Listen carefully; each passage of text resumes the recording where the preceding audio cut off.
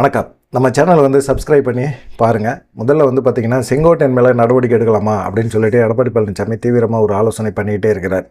ஏன்னு கேட்டிங்கன்னா, செங்கோட்டையன் இன்றைக்கி நைட்டு போய் டெல்லி போகிறாரு, அமித்ஷாவை சந்திக்கிறாரு. ஒரு பிரச்சனை பஞ்சாயத்து ஓடுது அப்படிங்கிறது தெளிவாக தெரியுது. அதிமுக உட்கட்சி பிரச்சனை அதிகமாகிட்டே போயிட்டே இருக்குது. எடப்பாடி பழனிசாமியை பொறுத்த வரைக்கும் 2 டிமாண்ட் அமித்ஷாட்ட வச்சுருக்காரு. ஒன்று பாஜக மாநில தலைவர் அண்ணாமலை மாநில தலைவர் பதவியிலேருந்து தூக்கணும். ரெண்டாவது ஓபிஎஸ், சசிகலா, டிடி தினகரன் இவங்களை கட்சிக்குள்ளேயோ கூட்டணிக்குள்ளேயோ கொண்டு வரக்கூடாது. அது பாஜக கூட்டிகிட்டு வந்தாலும் அதுக்கு ஒத்துக்க மாட்டேன் அப்படிங்கிற மாதிரி எடப்பாடி பழனிசாமி சொல்லிட்டார். இதனால் அமித்ஷாவுக்கும் எடப்பாடி பழனிசாமிக்குமே ஒரு லடாய் ஓடிக்கிட்டே இருக்குது.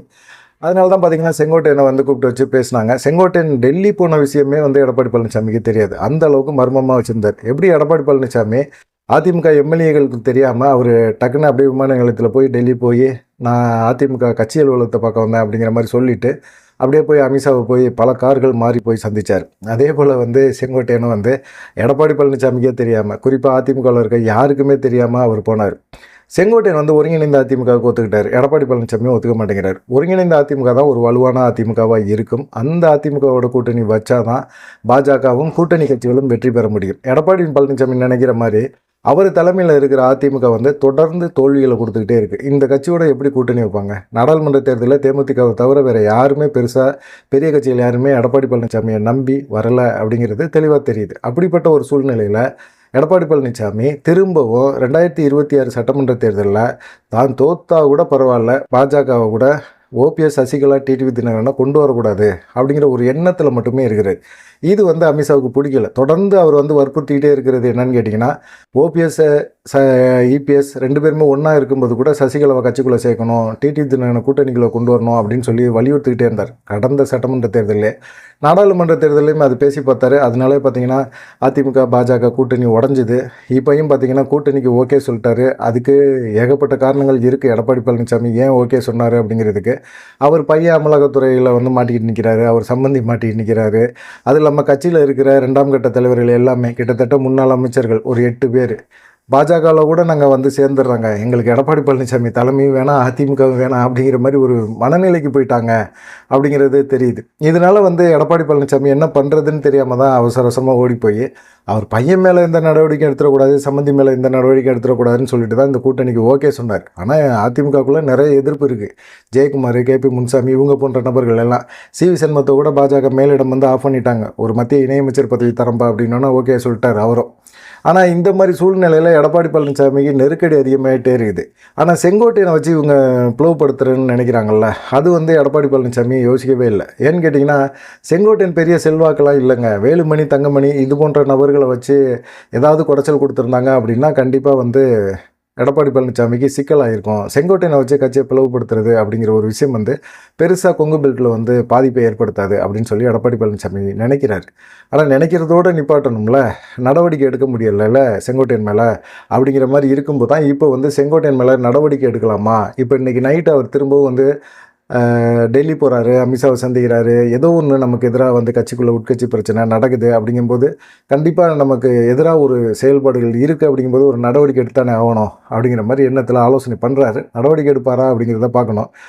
ஏன்னு கேட்டிங்கன்னா, ஏக்நாத் சிண்டே எப்படி சிவசேனா கட்சியை உடச்சி ஏக்நாத் சிண்டே கொண்டாந்தாங்களோ அதே போல் செங்கோட்டையனை வச்சு கண்டிப்பாக அதிமுக உடச்சி அவருக்கு ஓய்பிரிவு பாதுகாப்பெல்லாம் கொடுத்து ஒரு ஆப்ரேஷன் லோட்டஸ் அப்படின்னு சொல்லிட்டு எப்படி கர்நாடகா, ராஜஸ்தான், மத்திய பிரதேஷ் இந்த பகுதிகளெலாம் எப்படி உட்கட்சி பிரச்சனைகளை பெருசாக்கி அங்கே பாஜக ஆட்சியை பிடிச்சதோ அதே போல் இங்கேயும் அதிமுகவுகளையும் நடத்துது.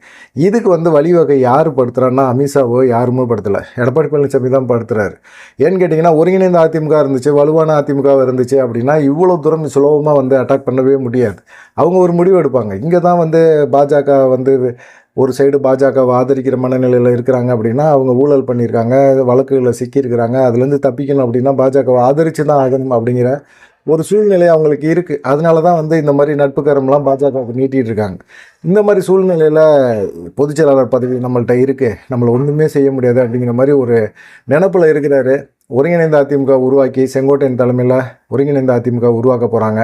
உருவாக்கி செங்கோட்டையன் தலைமைக்கு அதிமுக கொடி, சின்னம் எல்லாத்தையும் கொடுக்க போகிறாங்க. எடப்பாடி பழனிசாமி தொடர்ந்து அதில் அதிமுகவில் இருக்கலாம் அப்படின்னா இருக்கலாம், அப்படி இல்லை அப்படின்னா பயங்கரமான ஒரு கட்சியை விட்டு வெளியே போகலாம், தனி கட்சி ஆரம்பிக்கலாம். எப்படி ஓபிஎஸ் எல்லாம் இவர் சொன்னாரோ அதே போல் வந்து இவரையும் தனி கட்சி ஆரம்பிக்கலாம் அப்படிங்கிற மாதிரி ஒரு சூழ்நிலை இப்போ எடப்பாடி பழனிசாமி தரப்பில் இருந்து இருக்குது. எடப்பாடி பழனிசாமி தனியாக கட்சி ஆரம்பித்தார்னா அவரை யாரெல்லாம் ஆதரிக்க போகிறா? பெருசாக யாருமே ஆதரிக்க மாட்டாங்க. அவங்கள்ட்ட கட்சி இருக்குது, சின்னம் இருக்குது, ஏ ஃபார்ம் பி ஃபார்மில் எடப்பாடி பழனிசாமி கையெழுத்து போடுவார் அப்படிங்கிற நம்பிக்கையில் தான் அவர் கூட தொடர்ந்தாங்க. இப்போ அதுவும் இல்லை அப்படின்னா எடப்பாடி பழனிசாமியை நம்பி யார் வந்து செயல்பட போகிறா? ஒன்றுமே இல்லை. இதெல்லாம் ஃபுல்லாக பார்த்தீங்கன்னா கர்மா தான். அந்த கர்மா வந்து பயங்கரமாக வேலை செய்யுது எடப்பாடி பழனிசாமிக்கு. இப்போ வந்து என்னன்னு கேட்டிங்கன்னா, எடப்பாடி பழனிசாமி, இந்த அமித்ஷா, செங்கோட்டையன் இவங்களோட செயல்பாடுகள்னால பார்த்தீங்கன்னா அதிமுக தொண்டர்கள் ரொம்ப உற்சாகமே இழந்துட்டாங்க. இனியாரும் தேர்தல் களத்தில் இறங்கி பூத்து கமிட்டிலாம் ஸ்ட்ராங் பண்ணிக்கிட்டே இருக்கணும். எடப்பாடி பழனிசாமி ஜனவரி மாதம் 9ஆம் தேதியே வேலுமணி சொல்லிக்கிட்டு இருந்தார். ஜனவரி 9 பிப்ரவரி 9ஆம் தேதியோ வந்து பிரச்சாரத்துக்கெல்லாம் வருவார். ஒவ்வொரு மாவட்டமாக பிரச்சாரம் போகிறாரு. இண்டு எடுக்கலாம் பூந்து திண்ணை பிரச்சாரம்லாம் பண்ணுங்கள். நான் எடப்பாடி பழனிசாமி சூறாவளி சுற்றுப்பயணம் போய் அதிமுக வந்து வலுப்படுத்த போகிறாரு அப்படிங்கிற மாதிரிலாம் சொன்னாங்க. அந்த சுற்றுப்பயணம்லாம் என்னாச்சு அப்படிங்கிறத மாதிரியே தெரியல. ஆனால் பாஜகவை பொறுத்த வரைக்கும் பார்த்திங்கன்னா நாடாளுமன்ற தேர்தலில் அவங்க கண்டிப்பாக அவங்க தலைமையில் ஒரு கூட்டணி உருவாக்கி ஒரு 10 தொகுதிகளில் கண்டிப்பாக வெற்றி பெறுவோம் அப்படின்னு சொன்னாங்க. ஆனால் வெற்றி பெறாங்களோ இல்லையோ வாக்கு சதவீதத்தை அதிகமாக வச்சுருந்தாங்க. அது கூட்டணி பலத்தினால கூட இருக்கலாம், இல்லை அண்ணாமலையோட நடைப்பயணம், அண்ணாமலையோட பேச்சு, திமுக எதிர்ப்பு அப்படிங்கிற ஒரு சூழ்நிலையினால் அண்ணாமலைக்கு ஆதரவாக ஒரு மனநிலையில் இருந்த வாக்காளர்கள் வந்து ஓட்டு போட்டிருக்கலாம். இந்த மாதிரி பல காரணங்கள் இருக்குது. 10 இடங்களில் ஜெயிப்போம் அப்படின்னு சொன்னாங்க. 10 இடங்களில் வந்து அவங்க அதிகபட்சமான வாக்குகளை வாங்கியிருக்காங்க, 2ஆம் இடத்தை வாங்கியிருக்காங்க. அப்படிங்கும்போது அதுக்கு பின்னாடி தான் அதிமுகவே வந்திருக்கு. அப்படிங்கும்போது இது சரியான ஒரு வளர்ச்சி தான் அப்படிங்கிற மாதிரி இருக்கிறாங்க. நிறைய இடங்களில் டெபாசிட் போச்சு, அதை பற்றிலாம் கவலையப்படலை. இது வந்து பிரதமர் மோடியோ அமித்ஷாவோ பெருசாக வந்து இது அதிர்ச்சி கொடுக்கவே இல்லை. ஏன்னு கேட்டிங்கன்னா இதை எதிர்பார்த்தது தான். இந்த அளவுக்கு பாஜக வந்து இவ்வளோ வருஷமாக கிட்டத்தட்ட ஒரு 40 வருஷமாக வளர முடியாத ஒரு கட்சி, சினுங்கிக்கிட்டே கிடந்த ஒரு கட்சியை ஒரு அண்ணாமலை வந்த பிறகு ஒரு வலுப்படுத்தி கொண்டு போயிருக்காரு. அப்படிங்கும்போது அண்ணாமலை வந்து பாஜக மாநில தலைவர் பதவியிலேருந்து தூக்குங்கன்னு எடப்பாடி பழனிசாமி வைக்கிற கோரிக்கையை எப்படி அமித்ஷா ஏற்றுக்குவார்? எடப்பாடி பழனிசாமி வேணால் தூக்கலாம் அப்படிங்கிற ஒரு முடிவு வந்துட்டாங்க. இப்போ வந்து செங்கோட்டையன் வேறு இங்கிட்டு போகிறாரா? கொங்கு பெல்ட்டில் செங்கோட்டையனுக்கு பெரிய செல்வாக்கு இருக்கான்னு பார்த்தீங்கன்னா இருக்குது. ஆனால் அவரை நம்பி ஒரு ஒன்றிய செயலாளர் வருவாரா அப்படின்னு எடப்பாடி ஆதரவாளர்கள்லாம் கேட்குறாங்க. இப்போ எடப்பாடி பழனிசாமி ஆதரவாளர்கள் கேட்கலாம், ஒன்றிய செயலாளர் கூட வரலங்க, அவரை நம்பி அவர் பின்னாடி நிற்கலைங்க அப்படின்னு சொல்லலாம். நாளைக்கு செங்கோட்டையன் ஒரு அதிமுக பொதுச் செயலாளர் ஆகிட்டார் அப்படின்னா ஒன்றிய செயலாளர்லாம் வந்து தானே ஆகணும். எடப்பாடி பழனிசாமி எப்படி போய் ஆதரிச்சிருவாங்களா? கண்மூடித்தனமாக ஆதரிச்சிருவாங்களா? அவர்கிட்ட கட்சியும் இல்லை ஒன்றும் இல்லை அப்படின்னா போய் இல்லைங்க நான் எடப்பாடி பழனிசாமியோட விசுவாசிங்க அப்படின்னு போய் ஆதரிக்க முடியுமா? ஆதரிக்கிறதுக்கான வாய்ப்பே இல்லை. அந்த மாதிரி ஒரு சூழ்நிலை இருக்கும்போது எப்படி வந்து எடப்பாடி பழனிசாமியை ஆதரிக்க முடியும்? செங்கோட்டையன் தலைமையில் கட்சி வந்துருச்சுன்னா என்ன பண்ண போகிறோம்? செங்கோட்டையனை ஆதரித்து எல்லா ஒன்றிய செயலாளரும் வந்துருவாங்க. ஏன்னா ஓபிஎஸ் இங்கிட்ட ஆதரிச்சிருவார், சசிகலா இங்கிட்ட ஆதரிச்சிருவாங்க. டிடி தினகரன் திரும்பவும் அம்மா மக்கள் முன்னேற்ற கழகத்தை நடத்துகிறாரா இல்லையான்னு தெரியாது. ஆனால் கட்சியை கலைச்சிட்டு கூட அதிமுகவில் வந்து சேர்ந்து முக்கியமான பதவியை வாங்கிட்டு ஒரு உற்சாகத்தோடு செயல்படக்கூடிய வாய்ப்புகள் அதிகமாக இருக்குது அப்படிங்கிற மாதிரி தான் சொல்கிறாங்க. அந்த மாதிரி ஒரு சூழ்நிலைகளை உருவாக்கக்கூடாது அப்படிங்கிறது தான் எடப்பாடியோட கனவு. ஆனால் எடப்பாடியோட கனவை வந்து பாஜக விரும்பவே இல்லை. இப்போவும் எடப்பாடி பழனிசாமி என்ன நினைக்கிறாரு அப்படின்னா, எனக்கு எதிராக வந்து வேலுமணியவோ தங்கமணியவோ கொம்பு சீவி விட்டுருந்தாருன்னா பரவாயில்ல அமித்ஷா, ஆனால் செங்கோட்டையனை கொண்டு வந்து வச்சுருக்கிறாரு, செங்கோட்டையனை வச்சு என்னை வந்து வீழ்த்த முடியுமா? அதனால் ஒன்றுமே பிரயோஜனம் கிடையாது அப்படிங்கிற மாதிரி ஒரு சந்தோஷத்தில் தான் இருக்கிறாரு. ஆனால் வீழ்த்துவாங்க. செங்கோட்டையன் பின்னாடி யார் இருக்கிறா? சசிகலா இருக்கிறாங்க. சசிகலா பின்னாடி யார் இருக்கிறா? வேலுமணி தங்கமணி இருக்கிறாங்க. அப்படிங்கிற ஒரு கால்குலேஷனே வந்து பார்த்திங்கன்னா அதிமுக வட்டத்தில் ஓடிக்கிட்டு தான் இருக்குது. என்ன பண்ண முடியும்? எடப்பாடி பழனிசாமி இப்போது அவருடைய ஆலோசனை பண்ணிக்கிட்டே இருக்கிறார், ஆதரவாளர்கிட்ட ஆலோசனை பண்ணுறாரு. 2ஆம் கட்ட தலைவர்கள்ட்ட எல்லாம் பார்த்திங்கன்னா செங்கோட்டையன் மேலே ஒரு நடவடிக்கை எடுத்து ஆவணுங்க அப்படிங்கிற மாதிரி சொல்கிறாரு. இவர் எப்படி அடிக்கடி டெல்லி போகிறாரு? நம்மள்ட்ட வந்து ஒரு பர்மிஷன் இல்லை, நம்மள்ட்ட எதுவுமே பண்ணுறதில்ல, சட்டமன்றத்தில் ஆலோசனை கூட்டம் போட்டால் அங்கேயும் வரதில்லை, சட்டமன்றத்தில் நாம் பேசினா அவர் எந்திரிச்சு வெளியே போயிடுறாரு, அவர் பேசும்போது நம்ம ஏதாவது எல்லாமே வெளிநடப்பு பண்ணால் அவர் உள்ளே உட்காந்துருக்கிறாரு. இப்படி தொடர்ந்து ஒவ்வொரு விஷயங்களும் நமக்கு எதிராகவே பேசிகிட்டு இருக்காரு, பண்ணிகிட்டு இருக்காரு. அவர் மேலே ஒரு நடவடிக்கை எடுத்தால் என்ன, கொறடா ஒரு நடவடிக்கை எடுங்களேன் அப்படிங்கிற மாதிரி வேலுமணி தரப்பில் தள்ளி விட்டு பார்க்குறாரு. வேலுமணியாக என்ன சொல்கிறாரு அப்படின்னா, கொஞ்ச நாள் பொறுங்க, இப்போ பிரச்சனை இருக்குது, இந்த பிரச்சனையான டயத்தில் நம்ம எடுக்கிற முடிவுகள் வந்து தப்பாக போயிடும், வேணாம் கொஞ்சம் விட்டு பிடிப்போம் அப்படிங்கிற மாதிரி இருக்கிறாரு.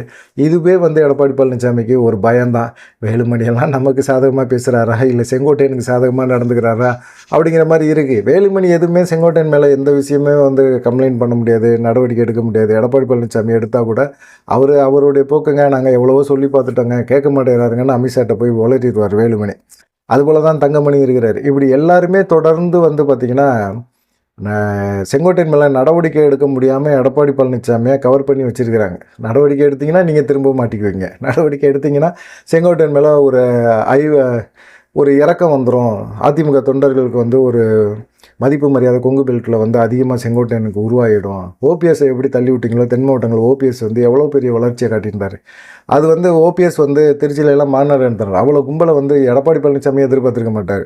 அந்த அளவுக்கு ஒரு கும்பலை காட்டினார். ஏன்னா அவரை கட்சியை விட்டு வாட்டர் பாட்டிலில் பொதுக்குழுவில் வாட்டர் பாட்டிலில் தூக்கி விட்டு எறிஞ்சு அவர் அசிங்கமாக பேசி இப்படியெல்லாம் செயல்படுத்த பிறகு அவருக்கு ஒரு இமேஜ் இருந்தது. அந்த இமேஜை தாண்டி மிகப்பெரிய ஒரு இமேஜை வந்து அந்த செயல்பாடு தான் காட்டிடுச்சு.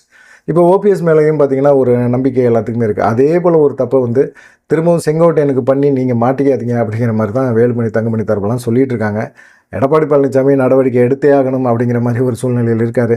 பார்க்கலாம் எடப்பாடி பழனிசாமி இன்றைக்கி செங்கோட்டையன் போகிறாரு, அமித்ஷாவை சந்திக்கிறாரு, பேசுகிறாரு அப்படிங்கிற ஒரு சூழ்நிலையில் என்ன நடவடிக்கையை எடப்பாடி பழனிசாமி எடுத்துருவார் பார்ப்போம். நன்றி, வணக்கம்.